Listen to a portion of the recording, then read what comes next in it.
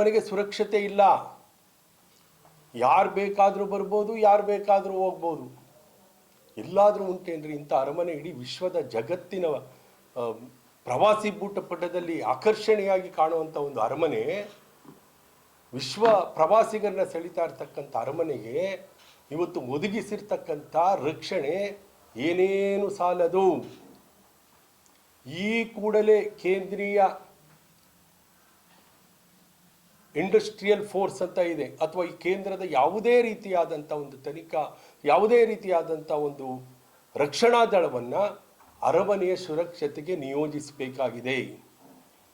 ಈಗಿರುವಂಥ ವ್ಯವಸ್ಥೆಯಲ್ಲಿ ಯಾವುದೇ ರೀತಿ ಹೊರಗೆ ಬರುವಂಥವರ ಬಗ್ಗೆ ಒಳಗೆ ಬರುವಂಥವ್ರನ್ನ ತಪಾಸಣೆ ಮಾಡುವ ಯಾವ ತಾಂತ್ರಿಕತೆಯೂ ಇಲ್ಲ. ನೆಪ ಮಾತ್ರಕ್ಕೆ ಅಲ್ಲಿ ಒಂದು ರಕ್ಷಣೆ ಮಾಡುವಂಥ ಒಂದು ಘಟಕ ಇದೆ. ಏನು ತಿಳ್ಕೊಂಡಿದ್ದಾರೆ ಮೈಸೂರು ಅರಮನೆನ? ನಾಳೆ ದುರಂತ ಆದರೆ ಅದಕ್ಕೆ ಬೆಲೆ ಕೊಟ್ಕೊಳಕ್ಕಾಗತ್ತಾ ಈ ಸರ್ಕಾರ?